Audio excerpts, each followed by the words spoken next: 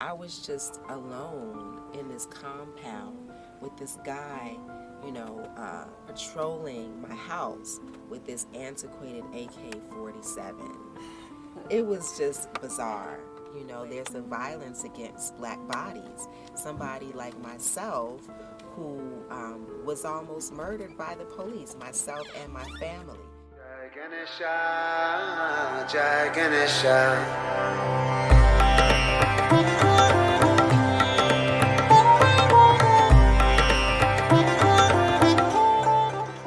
My beautiful guest today, her name is Toddre Monier. DaLaura Monier. DaLaura Monier. So, okay. And everything about her is unique and unexpected, including the name. So welcome, Toddre. Thank you. I'm so happy to be on Deep Talk with NEHA. So Toddre, I consider you a friend, and I wouldn't really know how to describe you. I feel there's just like, your name and the way you look and the way you put yourself together, there's so much about it. So maybe you could just start by telling us a little bit about how would you describe who you are? Really, I'm just a human being navigating Earth School. That's it. Professionally, I am a multi-hyphenate creative. So I do a lot of different things, but mainly just walking in my joy. Right now I'm really focusing on writing. That's how I keep a roof over my head. And I also have a new fundraiser, Skates for Babes, raising money for the kids at Shangalia Children's Home. Wow, that's interesting. I love that. I love how you introduced yourself, and you can see that you have a gift with words. Thank you. Yeah, you're a human being on this navigating Earth School. Yes, like everybody else. Where do you feel you are? Do you feel you're in the PhD program? Do you feel you're in master's? Do you feel like you are in baby school? Where do you feel you're at today? Girl, or in this moment? I feel like I'm in elementary school. Where fights break out. It's like people fighting over stuff. Like I'm falling, I'm scraping my knee. Oh. It's so funny because I feel like I'm in my PhD program and I'm losing my shit. I don't know if I'm allowed to say that on air, but it's so funny. I find that a number of people who do PhDs, which I have no aspiration to do at all, they get so immersed in their own area of study that they really do lose it. At certain moments, they lose it. Yeah, and I definitely get that. That's part of the reason why I didn't want to get a PhD. But yeah, I feel like I'm in like public school, elementary public school. That's what I feel like I'm in right now. Like, see me at 3 o'clock.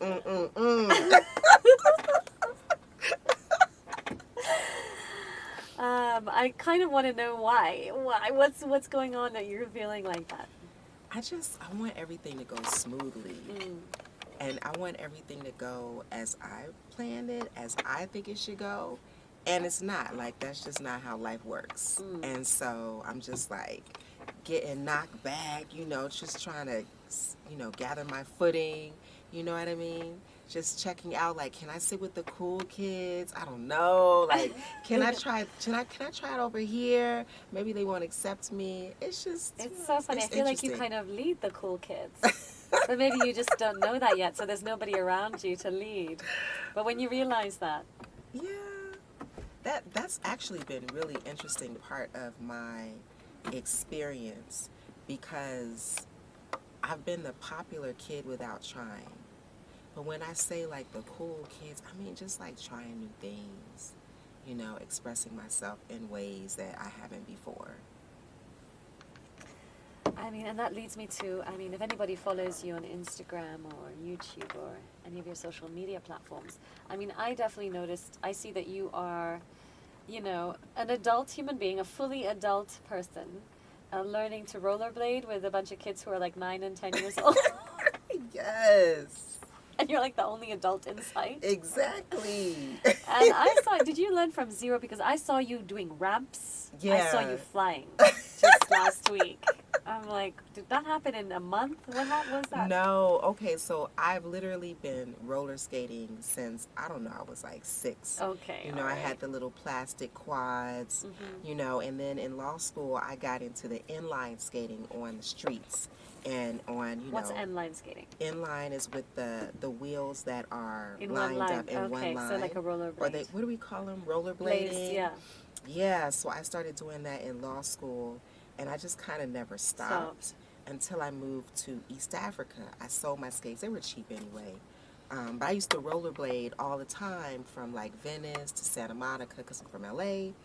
And then I sold my skates when I moved to East Africa. So how long is Venice to Santa Monica? I don't know. Like, they're right next to each other, but it's a boardwalk. So, you know, it's meant for skating, it's meant for biking, you know. And that was like one of my weekend rituals, and then go and get like some Japanese omusubi. That was my thing. And so then I moved here and I sold them because I was like, I already know how the roads are in Africa, blah, blah, blah. But Uganda has a skate park. Nairobi has a skate park, and I'm discovering more. So, but now, instead of just gliding, because I used to do like just this cool gliding, like dancing, you know, now I'm learning tricks. And the kids are teaching me tricks. Oh my goodness. Are you falling? Girl, am I? Yes, I am falling, you know, but that's how you learn. And the kids are, they're basically giving me confidence. And I'll just tell them, like, I'm scared. And they'll just say, don't worry, there's nothing to be scared of. And sometimes they'll hold my hand and make sure I don't tumble down a ramp or something like that. So what you're seeing is like once I've mastered, once I've stopped falling. So once I've stopped falling, I'm like, okay, can somebody just film me? You know, I find that is something that is really affecting us as human beings, though. Because we really are seeing finished products. We're not seeing process. And I know myself today, I was having a wee bit of a breakdown, you know, the wee bit of a moment, a real moment with myself. Because I'm like, when will things come together? I'm looking for the destination, and the destination is what I'm seeing. What I'm thinking is the outcome. And if I think about my life, I have to say, I did not anticipate most of the outcomes that did happen anyways. So now I'm like, it's like I'm limiting myself and I'm torturing myself. Because the limiting part is that I'm saying, this is the outcome I want to see, and it's not happening yet. So I'm just in a state of frustration, waiting, not a calm, open state of being, let's say, right? And at the same time, I am torturing myself because I'm trying to create a reality that's a limited reality when something higher probably wants to come through. So I'm beating myself up about not being somewhere. Maybe I'm not supposed to be there. So this thing of the finished product, it's really, I feel like it does significantly affect us, and it's a profound effect in terms of us wanting to just be there. It is. It's a profound effect. And I just want to say, like, I want to film my bloopers, but the kids, most of the kids there don't have skates, so they use my phone to listen to music. So I bring a speaker, et cetera, et cetera. So they listen. They're using my phone for searching for music, because I think the bloopers are also funny, and they also show people, okay, this is where she started, and this is where she is.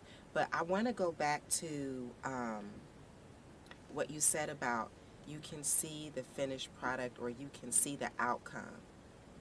What is the outcome in your mind? For me? Yeah. Oh, I don't even dare share that. No? Okay. I don't know about radio. I'll share it with you later maybe, but... I feel like if you shared it with me, I would be able to tell you, girl, you already on the way. You're being too hard on yourself. Yes, that's probably it too. Because I do notice that there's times where I've done a visualization exercise about what I want my life to be like, not what I want to achieve, but what I want my life to be like, and it's already that. And then I'm like, oh. But the achievement part, the outcome part is still not formed in the way that that I think it should. But, you know, it just generally, I do feel like this social media, so I am not one to complain about it, because I just feel the power is yours. How you choose to use it, how conscious you are about it. But I do feel this is something that maybe is not talked about so much. We're seeing a lot of end product, and people saying, hey, look at how great my life is, this is where I'm at. But I started with you. So you expect an upward trajectory. That's a straightforward upward trajectory. And actually, they're not even they're not even at the destination, because there is no destination. That's right. It's You all know? a journey. It's all a journey, because by the time you get where you want, your desires have changed, That's right. you know. So I do think that's something that maybe it's important for human beings to talk about a little bit. Because you can film stuff, but like really going through it yourself, going through those moments of frustration, of pain, of overwhelm, of panic, of dread, that's all part of the journey, which is what I'm realizing. But you can't film that, because that doesn't, you know, that has no aesthetic appeal, you know? Yeah, people typically only share the struggle after they've been through it. Yeah. If they even share that part, right? And then it's like everything is not for public consumption anyway. Yeah. So tell me about your own journey. So what led you to come here, to be here? How was your journey from where you began to here? It's a long journey. When you say here, do you mean like geographical location? Yes, but Okay. I mean, it could also mean this moment. Okay. So I have been coming to Africa since I was 18. I was an African Studies minor and a sociology major. So I would come to Africa in the summers, like for 3-month stints, whether I was like volunteering at a refugee camp or as an international monitor with the Truth and Reconciliation Commissions in South Africa.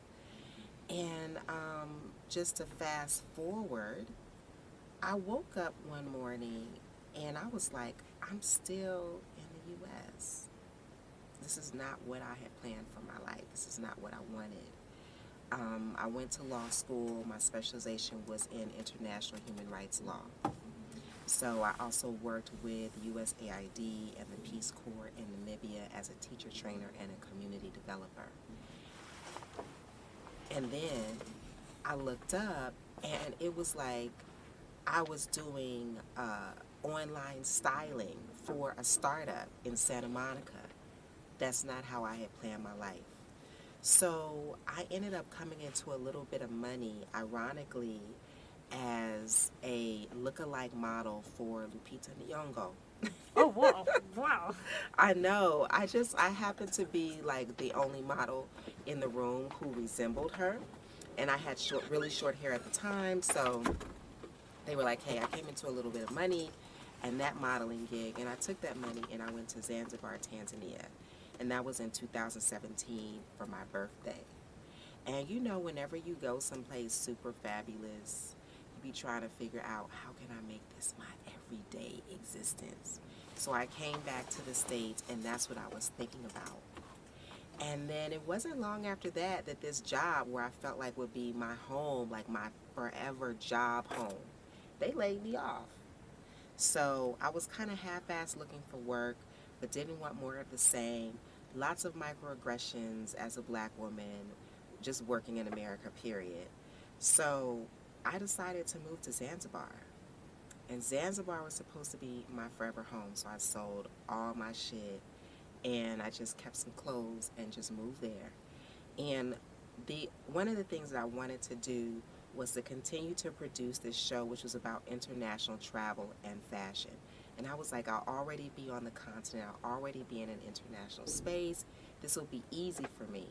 But I got to Zanzibar and realized Zanzibar is not a good launching point if you want to travel the world, No, right? no, it's not. It was It's if you want to get away from the world. When you want to get away from the world. So Yeah. even finding like a camera crew on the island was tough. leaving my little village in Jambiani and going to Stone Town, which would be their capital, that was a day. You know, that was like an all-day affair. Then getting to the mainland, etc. And also Zanzibar, for me, as a woman an educated woman coming from the U.S., it just, how can I say this without offending? They practice like an orthodox type of Islam, and I found it to be restrictive for me. Even though I was respectful of the culture and they respected me, you know, I just found it to be restrictive. So I went to Uganda on vacation. I went to Kampala because I just wanted to wear regular clothes and speak English. That's 2 criteria for my vacation. I want to wear regular clothes and speak English. Yes, and I loved it. I could not move to Kampala fast enough. Oh, nice. And then I also found a brother who is a cinematographer, and he was like, I believe in your vision, and I want to work with you. And so we partnered up, and I was like, I'll be in Kampala for like 2 to 4 months, and then I'm moving to Kigali, Rwanda, and 2 months turned into 2 years.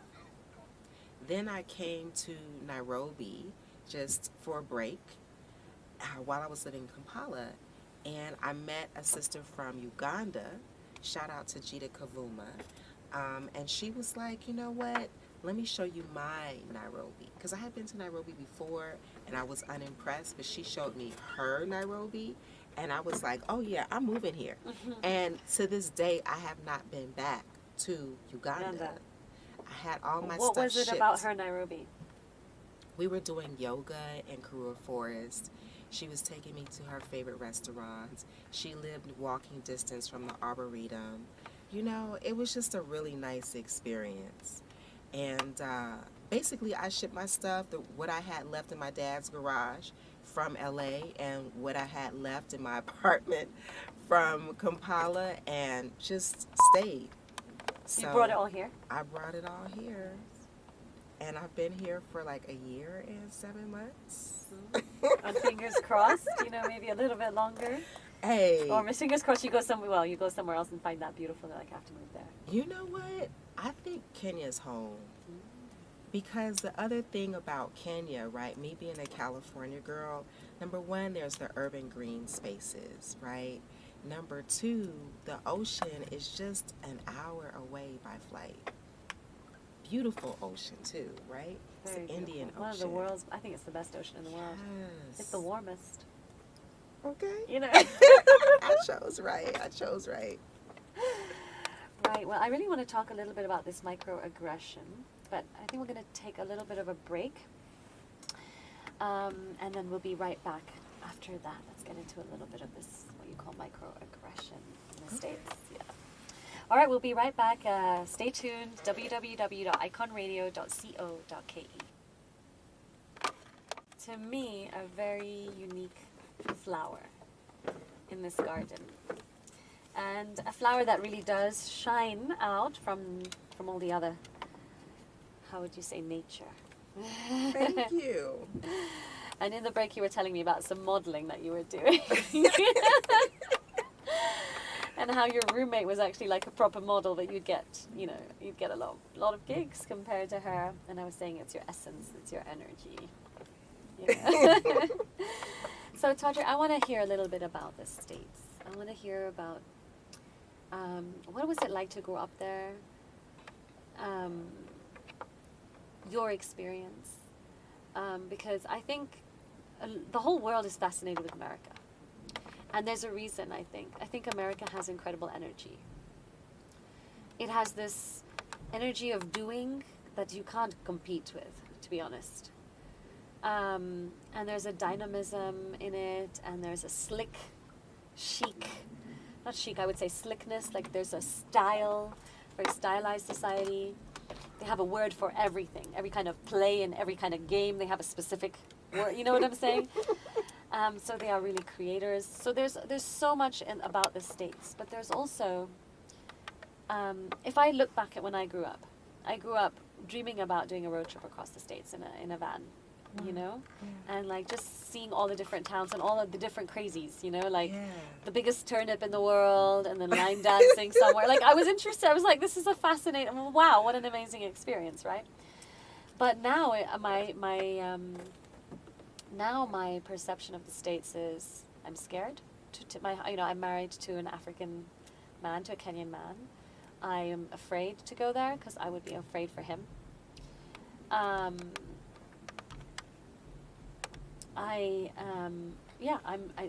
It's a scary place to me, and it's also a very sad place. And also to me, now I feel like it's a very messed up place in terms of the priorities, the way the society governs itself, or the system that is in place, that is governing people who could be incredibly dynamic and beautiful and wonderful and lovely and loving and all of that. So for me, those are the feelings that I have about it now. And that's in my own lifetime. That's not even in a long period of time. That's from 14 to 40, so 25 years. So I would really love to know your own experience. And also that, you're part of the movement that left. Yeah, Blacks into Africa, for real. Well, my experience growing up in the States, and I am a descendant of those who were stolen hundreds of years ago. Just to clarify, because people want to know what tribe I am, It's layered, it's not all one thing. But I will say one of my earliest memories growing up in Los Angeles is fighting to play ball, like kickball or dodgeball, with the big kids. And I was really too young to be outside, but I was out there. And I thought they would not give me the ball because I was black. And at the time, we lived in a Latino neighborhood. And I remember going in the house and like telling my dad, they won't play with me. He's like, so?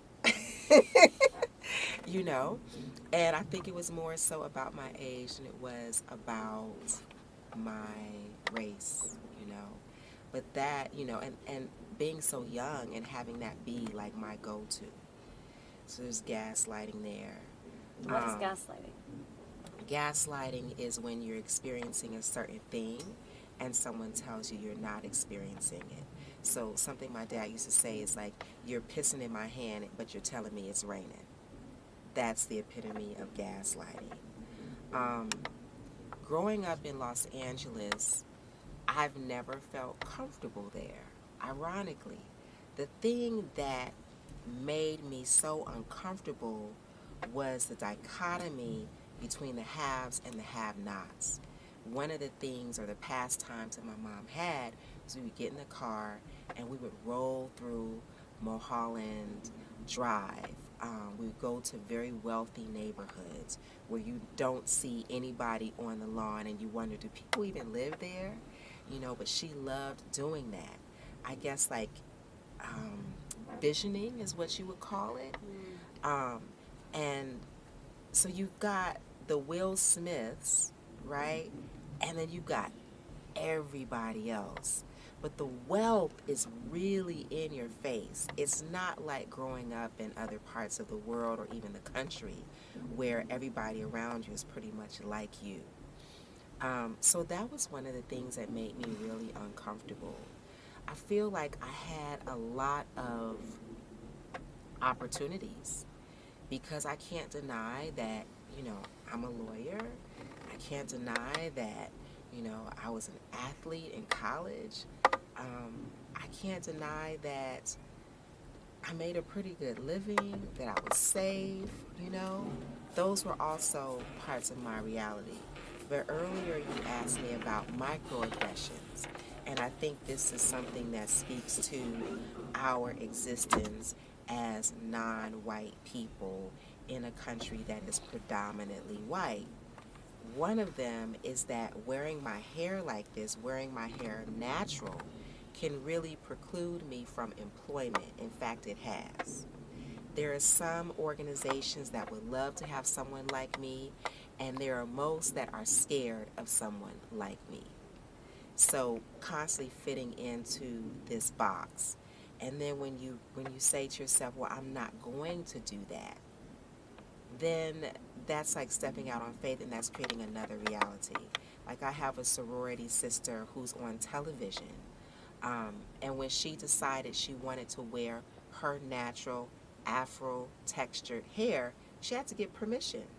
But, okay, so what's happening in me is a reaction. And Okay. this may be a common reaction for people who have not grown up in that space.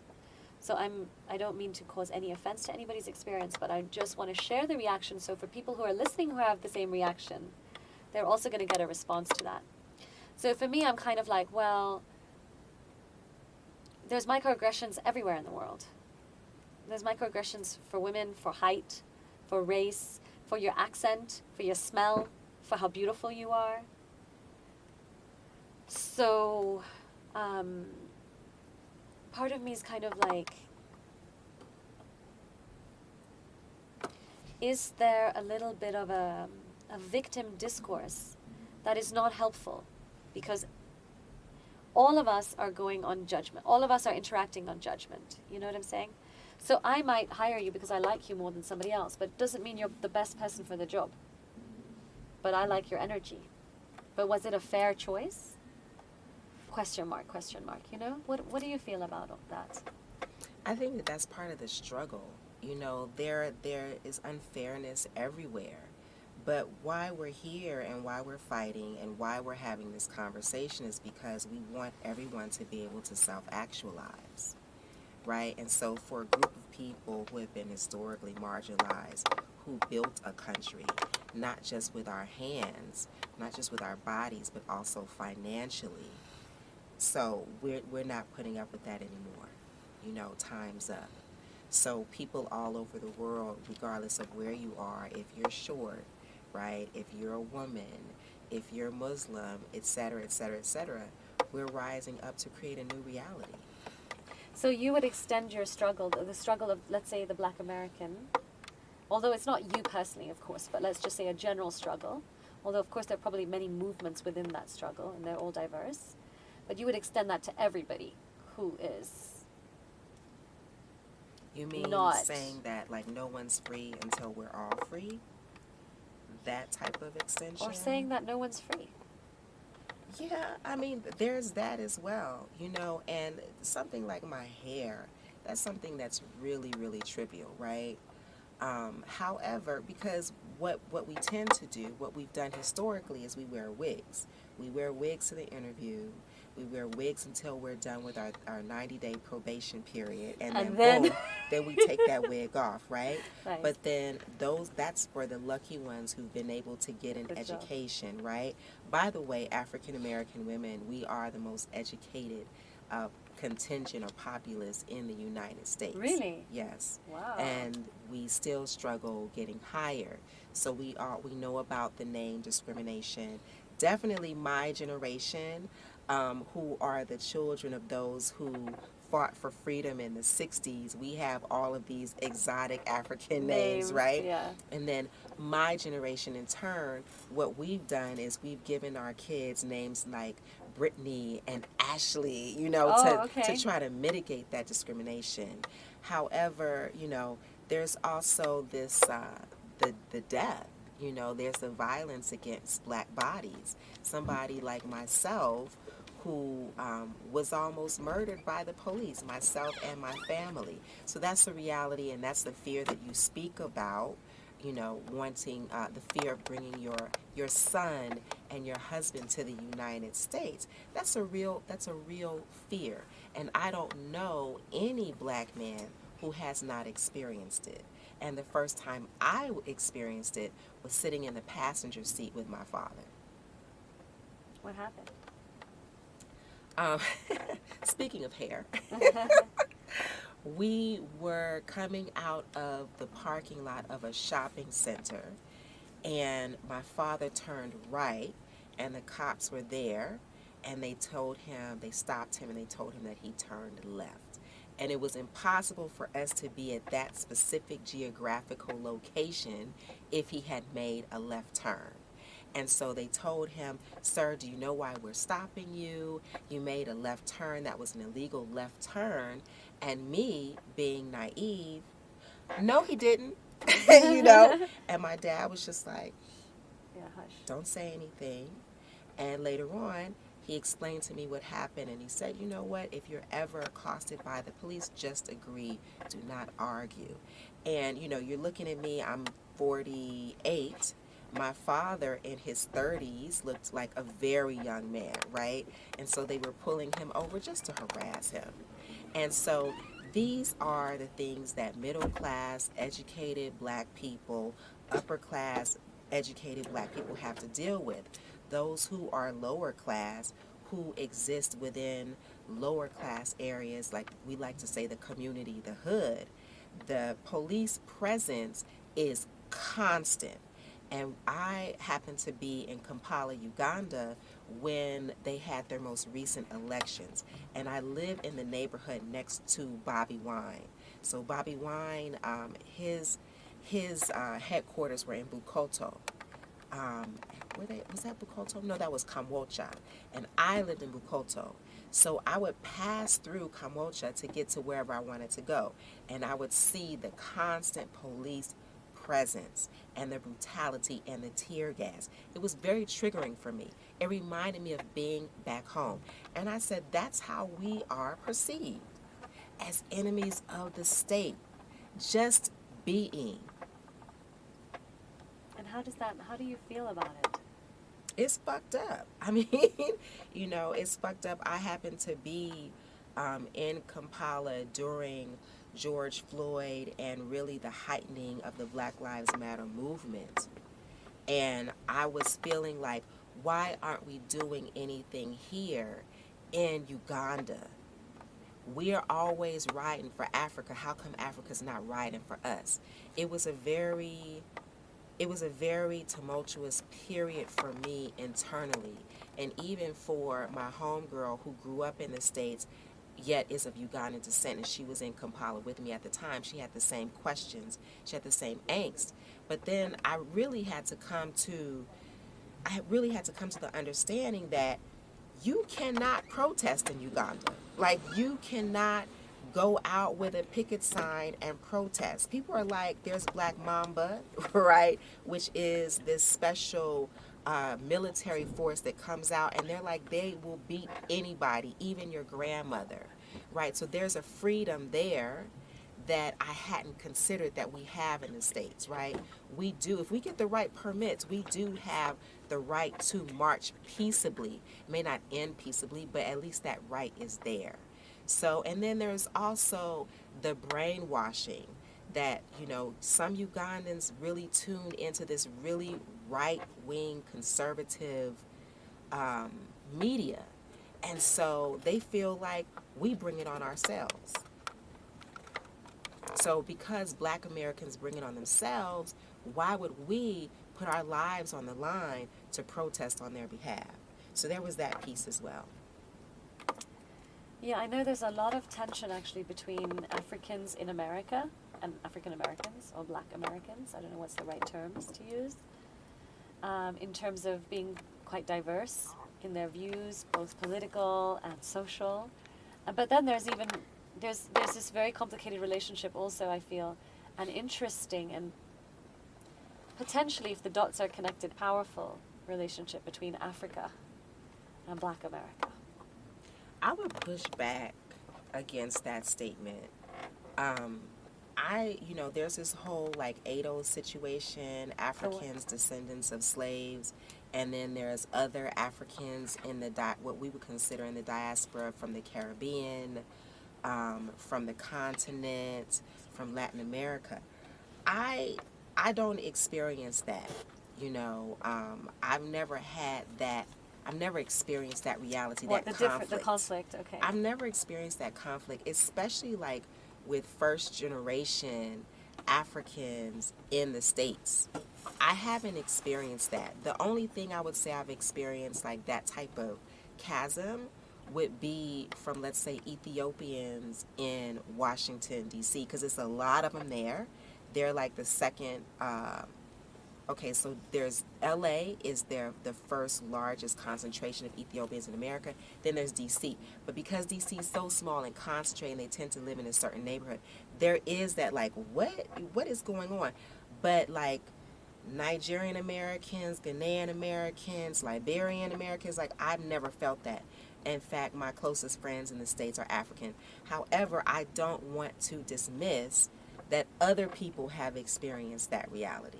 Yeah, I mean, I don't know who I was talking to, but I think I was talking to somebody whom she's American, African American, Black American, and she married an African, and the family was not happy. The African family was not happy.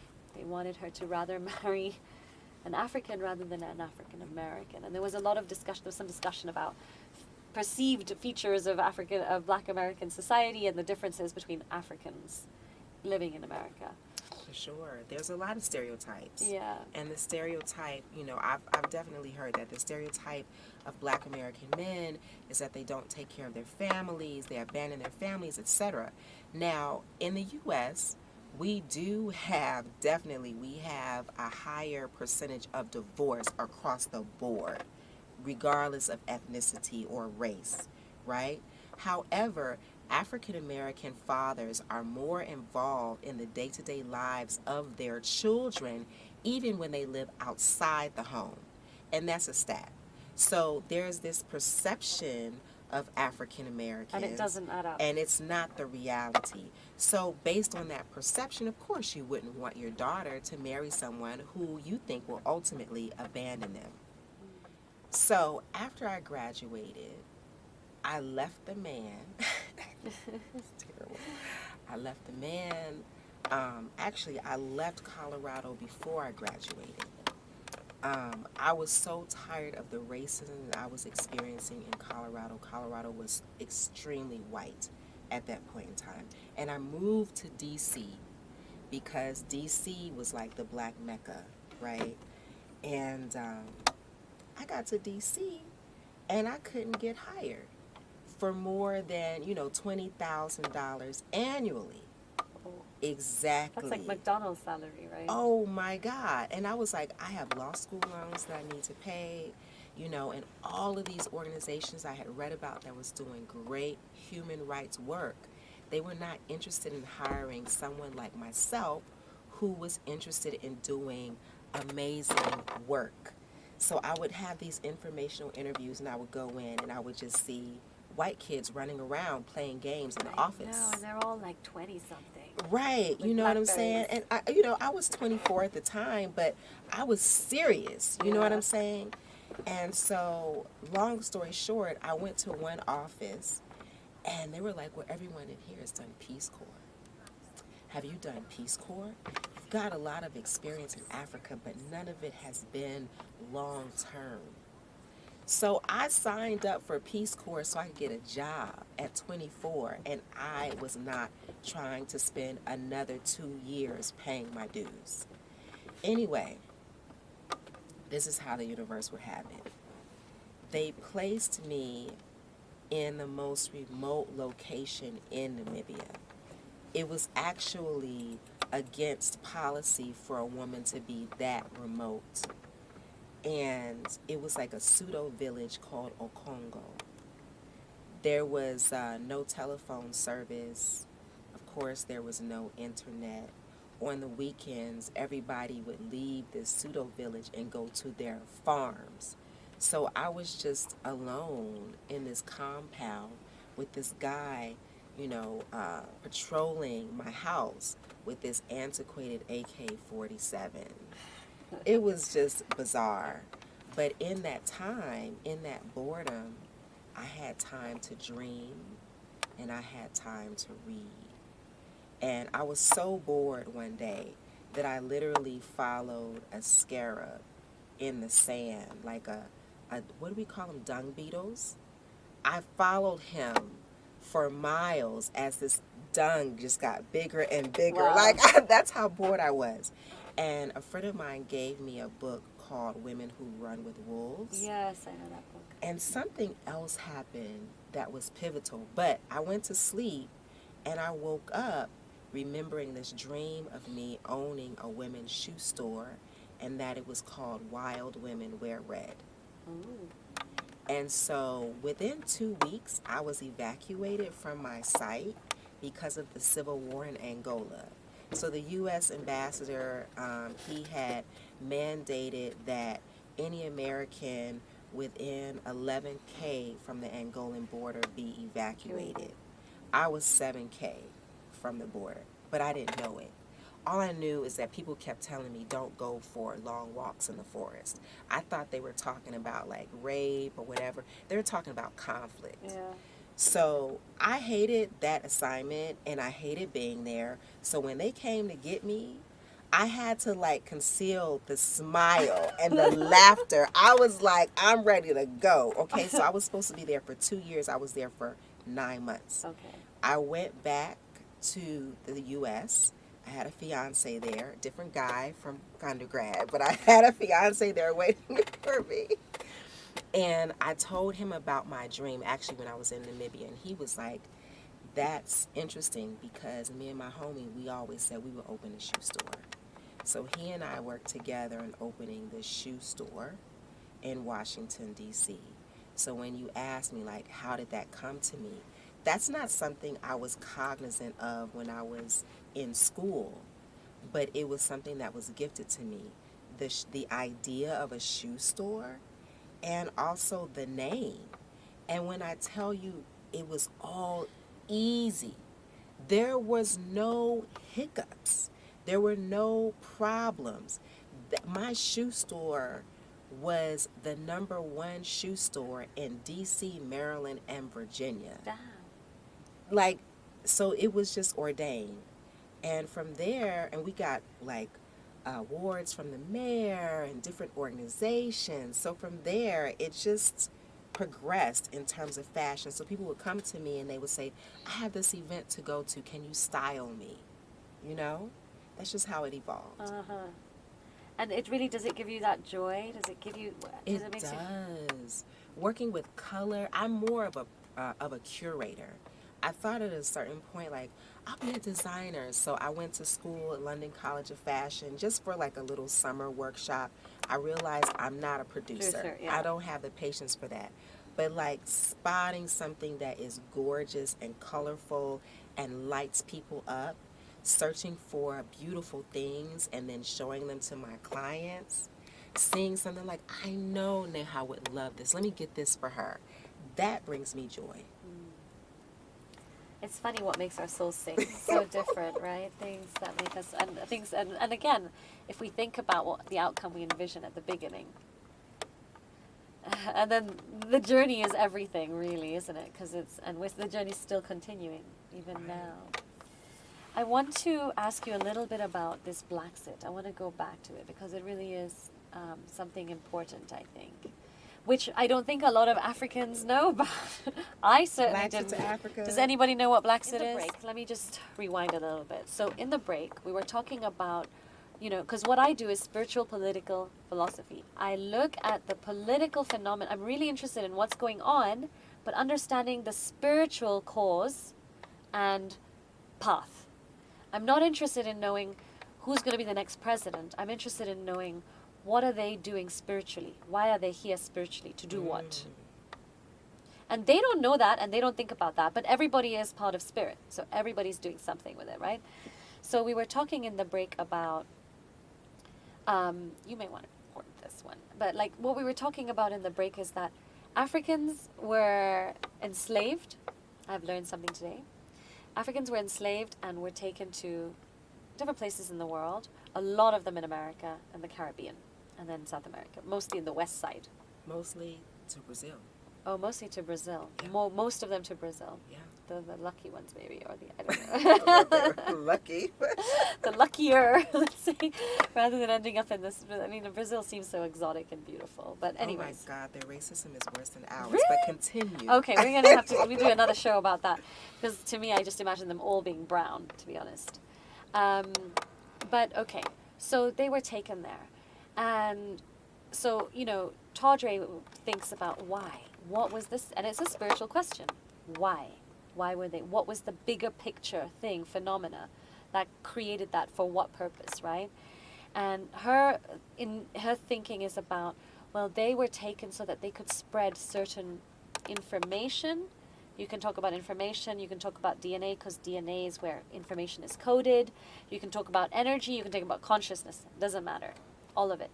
To take that out to different parts of the world and to spread it. Okay?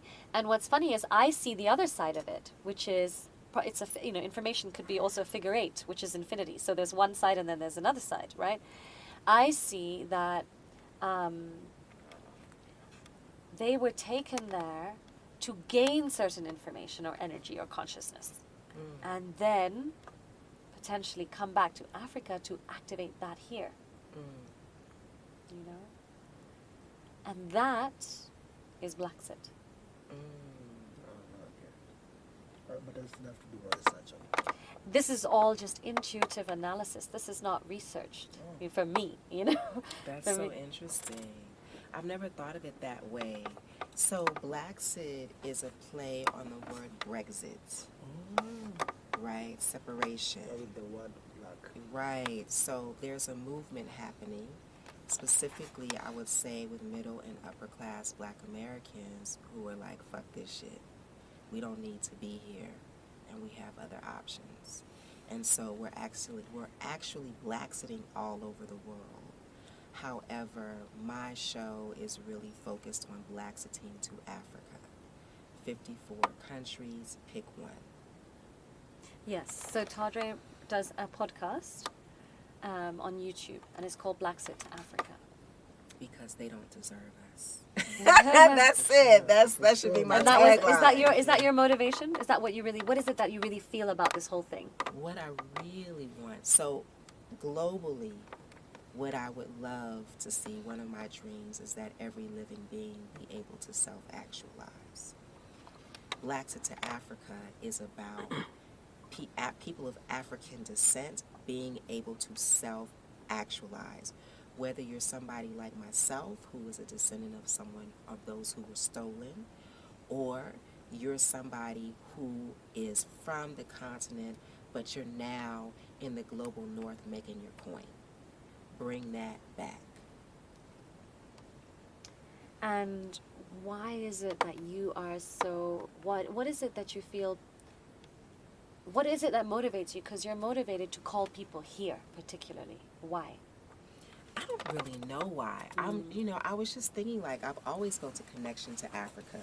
When I was in college, I tried to form a group to connect African Americans and Africans.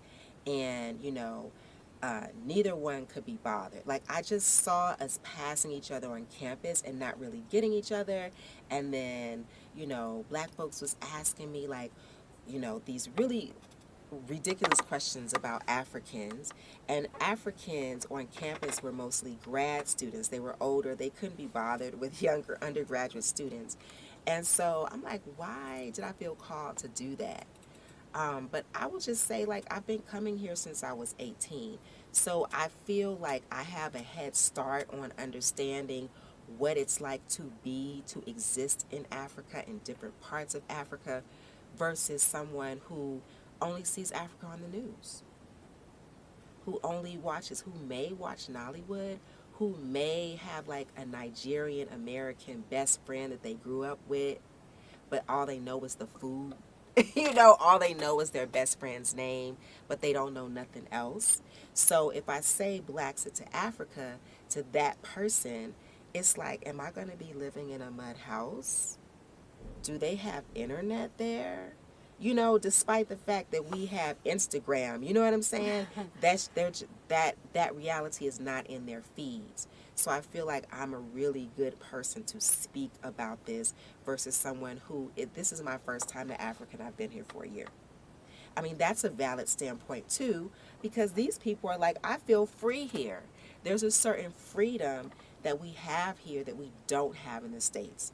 And Africans who go to the States to make their coin, they feel that too, but they keep their head down and they make their coin, right? So my cinematographer was like, before COVID, he was slated to go to the States and work in Hollywood. He was like, if somebody tells you to go back to Africa, I'm going to tell them, yes, I'm going. You know what I'm saying? I'm just here for a little while. Whereas African Americans, when we're told, go back to Africa, we don't really have a home here.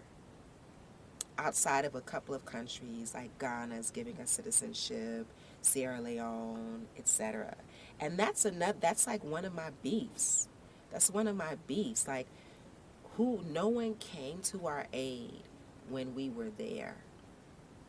These African chiefs and nations, they didn't have that power on the international stage. But now we're here, and we're back, and we're treated like fucking strangers at the border. And that shit pisses me off. And I've said it. You know, I'm just like, why are y'all making me jump through all of these hoops at the border? And, you know, you act like you don't know us. And they're like, we know, but it's not our rule. You know what I'm saying? And granted, like, there should be certain protocol, right? You don't want any and everybody. You don't want mass murderers, right, at your border. But at the same time, like, a certain visa should be created just for us. Come here, learn about the history, learn about the culture. Just like when you come to the U.S. and you get citizenship, there's a certain amount of time you got to be there, there's certain classes you got to take, and then you get that document that says you can stay. I mean, that's a very valid point. Something is bothering me. Okay. So I just want a quick response about it, but it's just bothering me, and I guess like I said, I'm trying to represent also other people so we can like really understand things in a more holistic way. But you know, yes, you are a descendant of those who were stolen, but you're also a descendant of those who were sold. So what I understand from history is also that many people here, I don't know if it was chiefs or whatever, were selling people to slave traders. You know, this is something I'm like kind of like, where is the responsibility for that too? You know, given. I think we've suffered, and when I say we, I speak on both sides of the fence, right? Because not everybody was stolen. And this new movie, Woman King, apparently it really speaks to that. Like, what happened to the people who were left behind? The children, the husbands, the wives, the mothers. You know what I'm saying? We've suffered as a continent with all of those people and all of that ingenuity that was stolen, right? But what about those? Because what I'm trying to say is like, so we're in a community, and you are sold by me, and I'm one of your community, to a trader. It made us weaker. But what about the accountability here for those who were sold their families, to those who sold their kinfolk, to those who sold their communities? That's, I think, something that I've got a question. Does anybody talk about that in the discourse? We do. Okay. We talk about the karma, Yeah. you know, and I think that that's evident in what followed, right? The colonization that followed, the pillaging of the earth that followed. You know, I remember being in law school and I had like a Nigerian classmate, and he came up to me to apologize. He was just like, I know that my grandfather sold his half-brother, you know, because of inheritance and blah, blah, blah. He didn't, for me personally, I didn't need that apology, but maybe that made him feel better. So it is, people are aware of it. Because, I mean, I'm seeing it today, even Africans are selling Africans. It's still happening. They're going to Dubai, they're being, you know, Dubai and Qatar, and they're on a visa. But it's basically their passports are taken when they are there. They don't have the freedom to leave. Some of them don't get money until the end of the 2 years. Yeah, that's what I'm saying. So there's, I mean, it's happening. People are selling people for body parts. Human trafficking is happening here on the continent. Africans are selling themselves, you know? People are selling their own children. Yeah. You know? So I think anyway, it's just something that really also bothers me, because I also feel like, yeah, you know, where's the accountability here? It's you know? karmic. I think it's karmic. Yeah. But unfortunately, I do feel like so, you know, you're on the receiving end as an African American because you're not being welcomed, you know, in the way that a higher consciousness would to a long lost descendant. And actually, in the end, we're all descendants of the same. Yeah. So in the end, we should have that extension for everybody, right? But anyways, we start from far and we come closer to oneness, right? But I really think it's a very interesting point that most Africans are not aware of. And I think, and I don't know, I also have this feeling that but we don't even treat our own people right. Forget about people's descendants. We don't even treat the people who are here right, These esoteric conversations that we're having, I mean, it's just a sign of privilege. Mm-hmm. When you're not worried about your day-to-day, you do have the freedom to think about these things. So that's how I look at it. People like to say first world problems or non-immigrant problems, because I'm from a place that has, immigrants constantly coming in, and you hear this from the most recent immigrants, like you are arguing with your spouse about something that is not even a consideration because we're caught up in survival. And I think that's the case for a lot of people on the continent, caught up in survival. If you can pay someone 233 shillings a day to look after your most prized, your most valuable creation, your children, then do you really have time to be thinking about an African American who was racially profiled and is now in jail for the next 48 hours? No, you don't. But I think there's something. So whilst we understand all of this, I think this conversation is so important because there is something important about the reconnection. And I think it's important for both sides. I think it is an infinity rather than an arrow, one way or the other. And I do think everybody benefits. And I do think,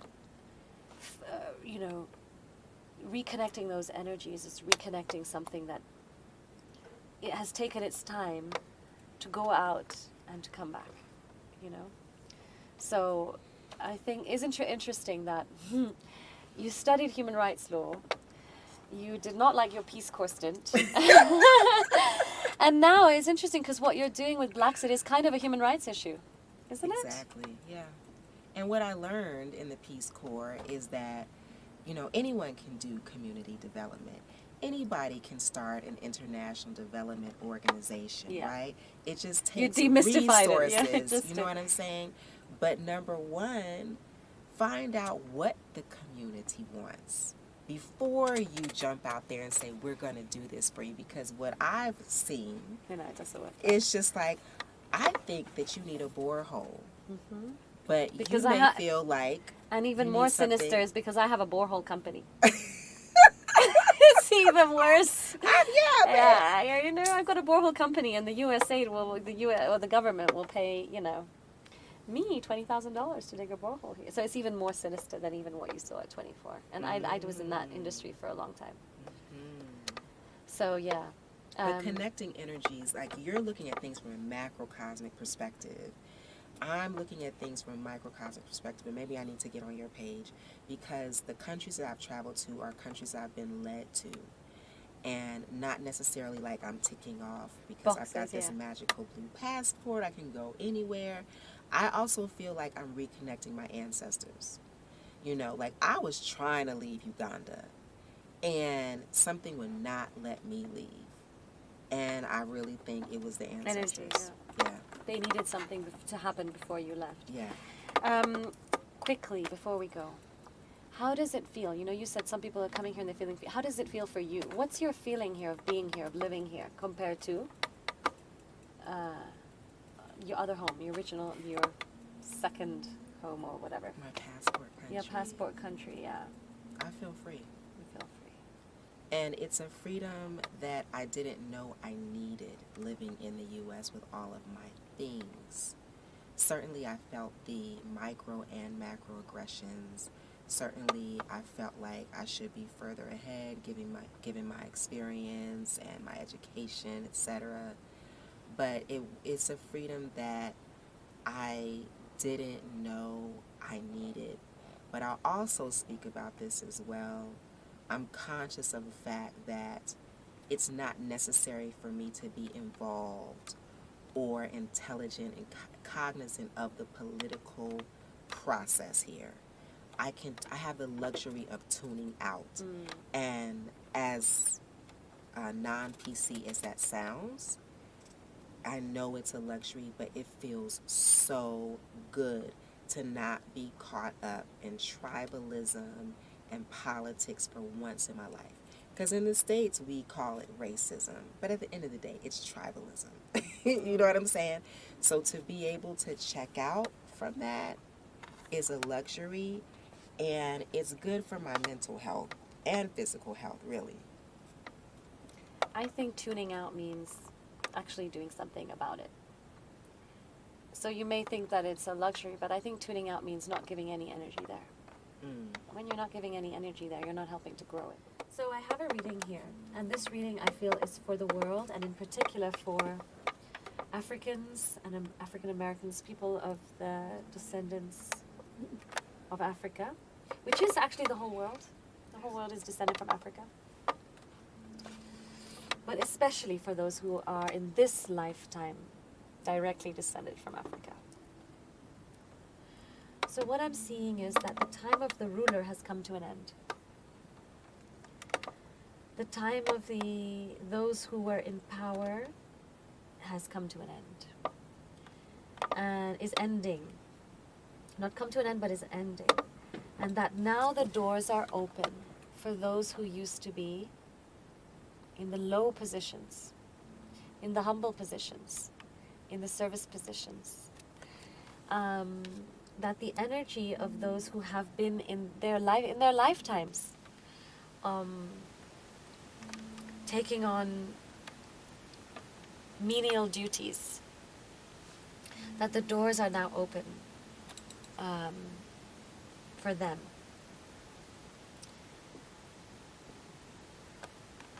And that what they don't realize is that their way of service was actually a meditation, and it had its own magic. And so they have a magic within them, but they just haven't realized it yet. So they've been told what they're doing is ordinary and unexceptional, but they have not understood or understood the magic that was in every sweep of the brush. The energy with which they cooked food or the energy with which they did this work, they have not understood the energy within them. And I think this is very much speaking to Black consciousness.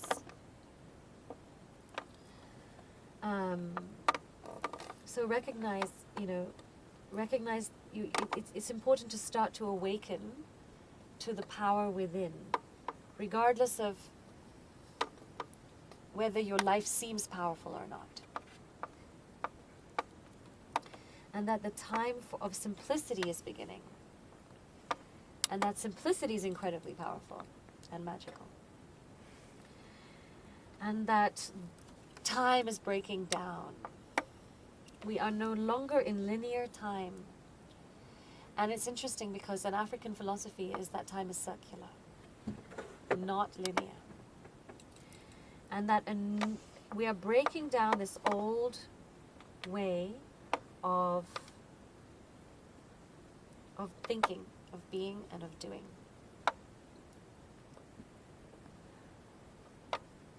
That we are now connecting many different dimensions together.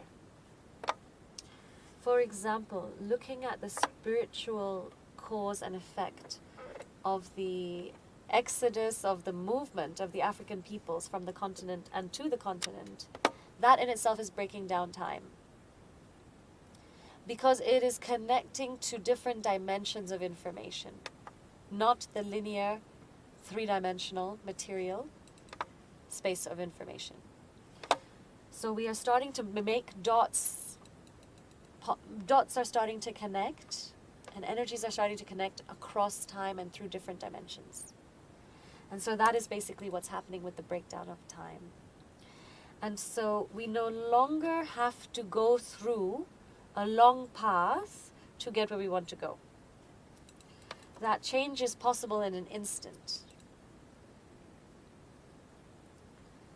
That possibilities for radical transformation is now happening in moments, not going through this linear time. And the last card is a card for Earth and for Africa for me. And you see the dove is carrying the olive branch. He's carrying, that's information. He's carrying back information. So to me, this is also the coming of a time. This is talking about the coming of a time. It's a coming of peace. It's a coming of peace within ourselves. No more fighting about who we really are. No more struggle with where we belong or why our stories are a certain way. It's about having to make that journey, and that's a journey for every single human being. We have to go out into the world. We have to maybe be stolen away from ourselves. We have to go and learn all those lessons, and then we come home to ourselves.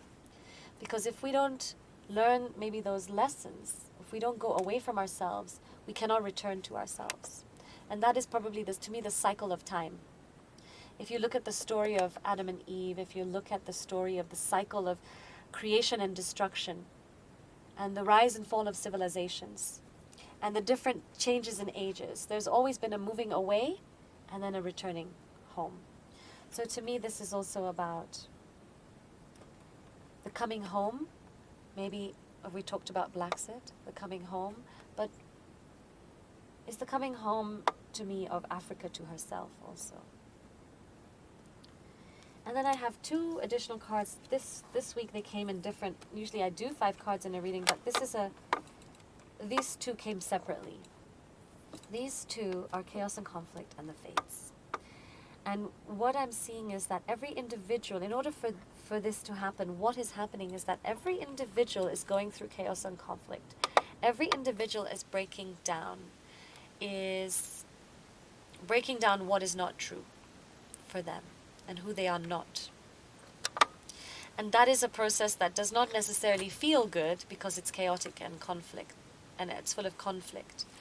But that the chaos, I always say this, the chaos is the space of all possibility, and conflict is the wind of change. So those are 2 very, very powerful and transformative energies. So we are going to feel, and right now, I want to tell everybody, definitely the energies in the cosmos are very intense, very chaotic, full of creating a lot of conflict within us. But know that what these energies are doing is that they are breaking us down to who we really are, forcing us to let go of who we are not, helping us to get still and connected.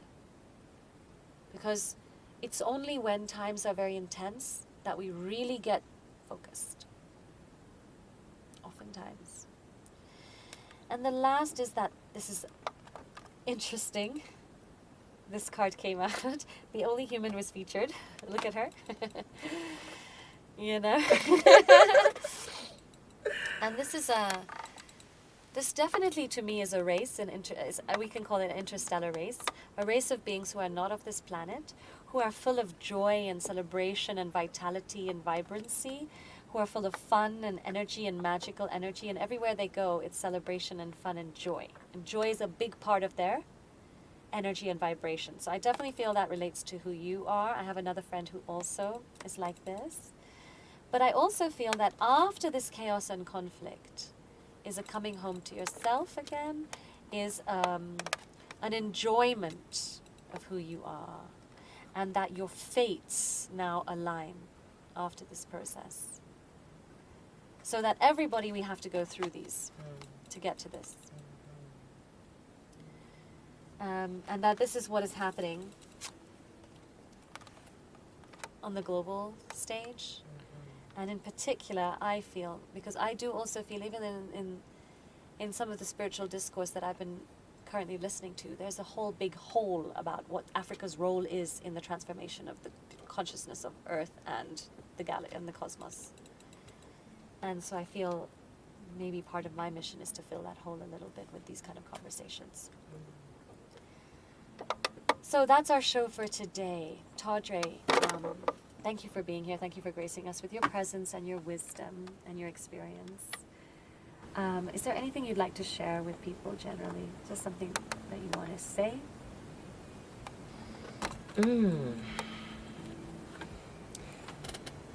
I am grateful to be here. Thank you so much for the reading. Thank you for the opportunity to speak about Black to Africa, and again, to connect with our people, thoughts and ideas and energy. Oh, thank you so much. And how can people watch your stuff? How can they check you out and follow you, or how can they connect with you? I'm on Instagram at Beauty is Universal, BUG, and also on YouTube, Beauty is Universal, and you can look for Black Scent to Africa, the number 2, and hopefully you'll find it. Okay, I highly recommend.